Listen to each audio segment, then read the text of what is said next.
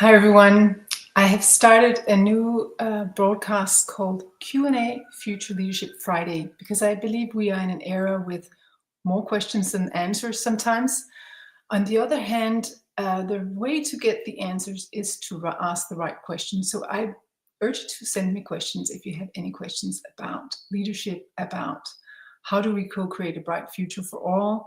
How do we navigate in what seems to be the darkness? How do we help each other? How do we turn crisis into quantum leap? And so on and so on.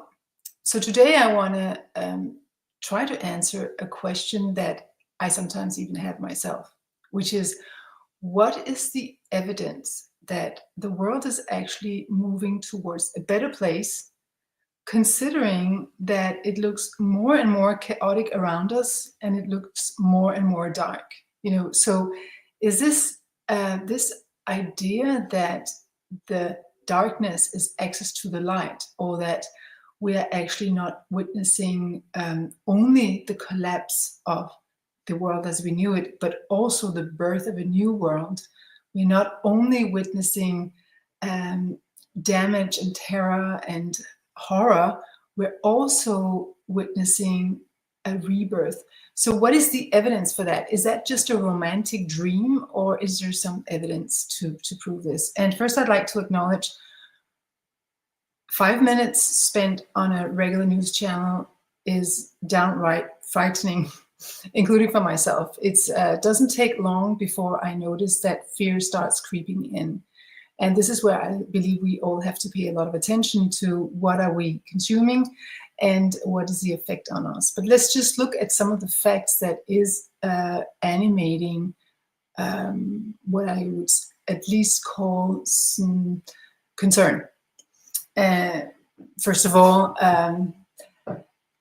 there's more conflict, more and more conflict, and every day there's something new that is so mind-blowing that is almost hard to comprehend. And I believe many of us actually have such a hard time understanding how can humans behave in that way towards each other and towards animals and towards nature. I mean, it's actually incomprehensible. So some of us, the reaction is like, I can't hear this, or I don't want to hear this, because it's just literally not only mind-blowing but heart-blowing.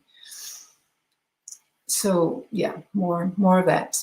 And then also there's a lot of debate whether the climate change is real or not, but I as far as I know, and you might correct me if I'm wrong, we have evidence that 6 out of 9 planetary boundaries have been exceeded. So if you have other information, please share it, but it sounds concerning to me.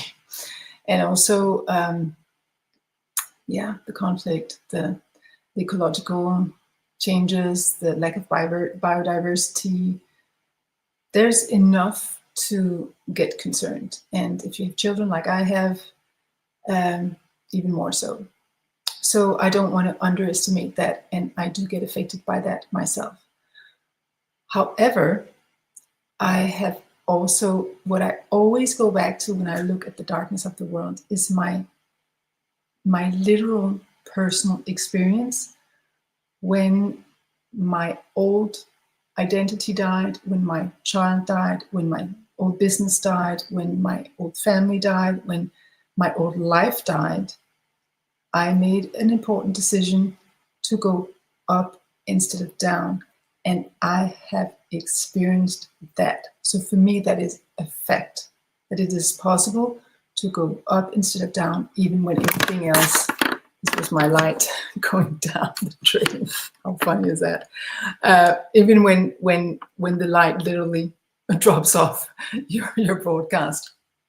So I always go back to that. And then I also think of this fact. There has never been more consciousness on the planet, at least in modern times, in registered times. I mean, there might have been before. But as far as, what we consider modern times, there has never been more consciousness on the planet than there is now. So what does that mean? Well, if we just look at 80 years ago, so 80 years ago, there was also war and World War II and so on. But it was harder for us to, and many of the same patterns actually, that we could not comprehend that something that inhumane could happen. So actually we closed our eyes and ears for a long time until the evidence was in our face. But at the time, we knew a lot less about the mechanisms driving this kind of behavior.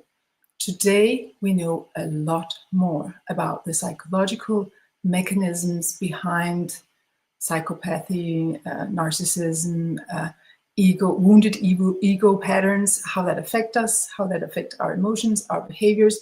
So we are now no longer navigating completely in the dark. We do actually have a torchlight and we know what to search for. So that is an extraordinary thing. There's so many more people today who are aware that psychology, consciousness is what drives behavior, and that are passionately pursuing not only information and inspiration, but transformation, who actually want to experience the transformation of their own inner operating system and how that affects their outer world relationships and results and participation in the world. And I think that's an enormously positive thing, because this is not just a couple of us interested in human behavior. It's masses. It's so many people who are dedicated to this path. And so that, I believe, makes a big difference, because we all affect each other. It's like a positive, not virus, but a positive movement of benevolence, I would say. Because what happens when you understand how psychology affects us, and when you understand how the wounded ego operates, and you start having compassion with your own wounded ego and start healing that, what emerges is more and more compassion for yourself and thereby for others, and then so a much more heart-led way of living.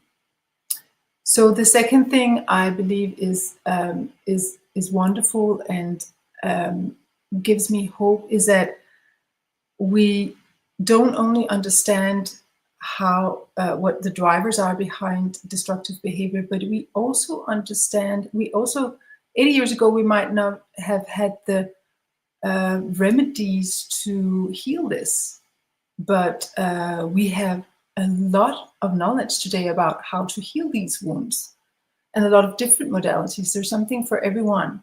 You know, in my leadership trainings, I always customize it because people are not the same. So one person might only understand how to transform things through the body. Another person needs to have a mental understanding of things before they can transform the rest of their system. And some other people are only understand things energetically or only emotionally. But the good news is that today we have modalities for every single one of us. So there is no way you can sit there in a corner and say nothing works for me, because you can always find another way that will work for you. The only thing that determines if it will work is if you give up or not. If you don't give up, somehow you will at some point find something that does create transformation for you. And I also think that's good news, which we could actually apply already in the school system, so that children don't have to commit all the mistakes the rest of us did and be as much in darkness as the rest of us were, but they could actually transform from the start, heal their childhood while they're still in it. Wouldn't that be great? So we know what drives human behavior. We know how to heal it. There's zillions of us working to help people transform their inner wounds to light and consciousness and heart conscience, heart intelligence. So that also works. The same thing goes with the problems we have in the world. So 80 years ago, we might not have had the solution. Oops, here goes my light again. Toodaloo, it's right here. I think I need a better system for that. Talking about technology. So that would be refreshing if I mastered technology myself. But I do as good as I can for now. But technologically wise, it's not because there's not a solution. So I just have to find the right solution. 8 years ago, we didn't know what to do instead of what we did in terms of destructive behavior. So that was more difficult. Now we have a lot of solutions. We know what to do instead of pollution. We know what to do instead of destroying our nature. We know it. It's not that we don't know it. We know it. So we just have to do it. And sometimes it's the psychology, or most often it's the psychology, that actually stands in the way of doing what we know is the right thing to do. What is the life-affirming thing to do? What is the regenerative way of doing things? So it's just a matter of applying it. We do know what to do. And then 80 years ago, we didn't have the technology. The technology was not advanced enough to really help us on a mass scale, and it is today. If we take AI and put AI at the service of humanity, which is definitely a possibility that we have, there is not one problem we cannot solve. So bottom line is that it's the human operating system that's in the way of solving our problems. But we know that it's possible to upgrade it. We know how to upgrade it. So the only things that stands between us humans and a bright future is upgrading our operating system. It's actually doing it, deciding to do it. And we're in the beginning of a new year. The next 2 to 5 years will be absolutely determining for humanity's future. Once we have taken a road, it's difficult to roll back. You know, the more you walk out of one road, the more difficult it is to go back. So I think it's a very important time to make some decisions in your life.